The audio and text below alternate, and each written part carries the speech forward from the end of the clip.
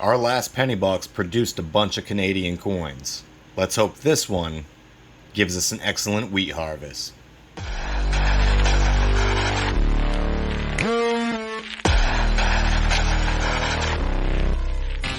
Hello, and welcome back to TL Treasures.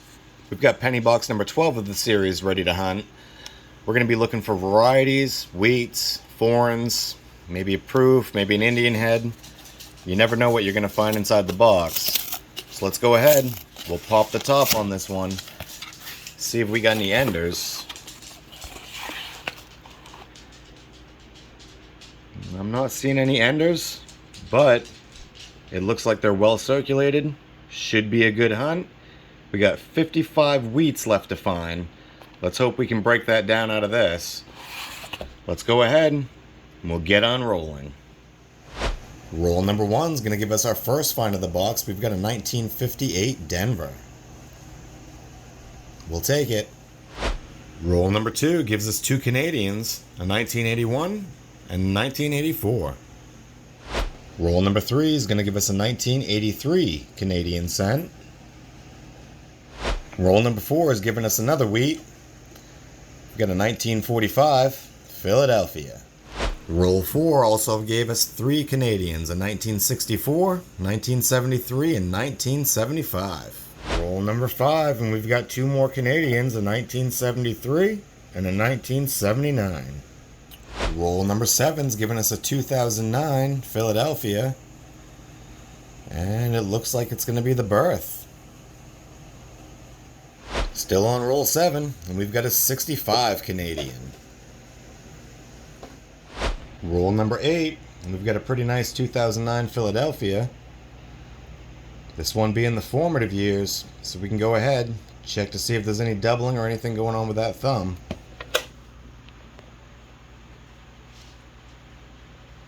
And nope, that one looks normal.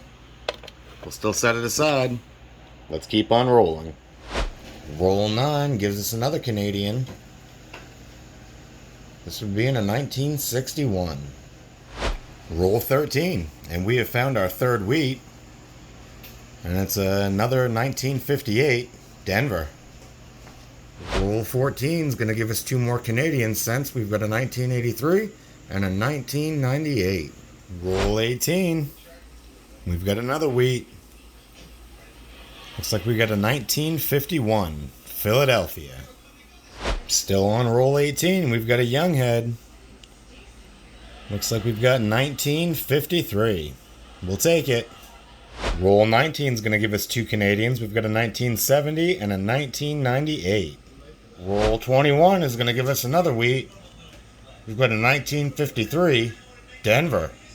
Roll 21 is going to give us another Canadian. We've got a 1991. Roll 24 is going to give us a 1981 Canadian cent.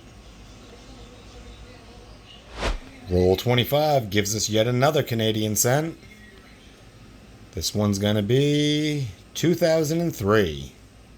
Roll 26, we've got a pretty beat up 2009 Philadelphia minted Lincoln Professional Life. Roll 27 is going to give us a 1956 Denver. Roll 28, and we got a reverse facer. This one looks like it may be older than the 50s. Nope, 1953 Philadelphia. Roll 31 has given us a 1993 Canadian cent. Roll 32, and we're still getting a lot of Canadians, and this one's a 1987. Roll 33, and we've got ourselves another Canadian. This one being a 1991. Roll 34, and we finally found something that's older than the 50s. We've got a 1946 Philadelphia. Still on roll 34, and we've come across the 1941 Philadelphia wheat. So we can go ahead and check that for the double die obverse. And I don't see anything in Liberty. We'll also take a look at In God We Trust. And nothing there. Well, we'll keep searching. Also on roll 34, we've got two more Canadians, a 1986 and an 1867 to 1992. Roll 38, and we have a 1991 Canadian cent. Still on roll 38, and we've come across another wheat. We've got a 1951 Denver. Roll number 40 is going to give us two more Canadians. We've got a 1999 and an extremely corroded, I can just make out the date, 1979. Roll 41, we've got a 2009 Philadelphia. Formative years. I've already gone ahead, checked to see if there was any doubling around that thumb. Didn't see anything. Let's keep on rolling. Roll 42 has given us a 2009 birth year. This coin's a bit beat up. Still, I'll set it aside. Still on roll 42, and we've got ourselves a 1940 Philadelphia. Roll 45, and we ended up with three Canadians, a 1965, a 1980, and a 1998. Roll 49, and we have a 1941 Philadelphia. I've already checked for the double die obverse, but this thing's pretty toasty. It was pretty hard to see anything that good anyways, except for on Liberty. We'll set it aside. One roll to go. So it looks like we're going to end on roll 50 with the 2001, 1983, and 1966 Canadian cents. We'll go ahead, do a quick little recap in just a moment, and see what box number 12 actually had to produce overall. That's the end of our penny hunt.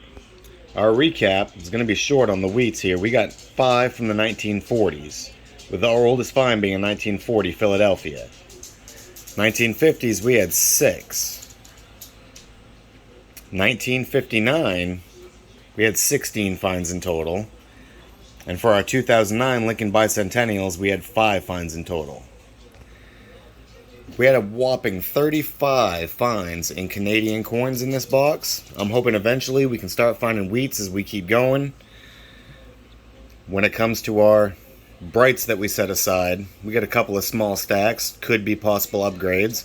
We're going to check that out in a moment. I'm not really sure if we're going to have any fillers, I highly doubt it. But we'll compare the books, and we'll be right back. Alright, we're back, and we did not have any fillers or upgrades from the years 1909 to 1974. And we ended up with only a few upgrades for everything else. We're going to upgrade that 1988 Denver. And we're going to put an upgrade on that 2008 Denver. That's quite a big difference for that one. Really wish we would have gotten some more older wheats, gotten some better finds, but you can't win them all. We'll go ahead at this moment, take a look, compare our finds to our Canadian album. Alright, we're back with our Canadian finds. We did end up with a few fillers, no upgrades. Let's see what we got. We got a filler for the 2003.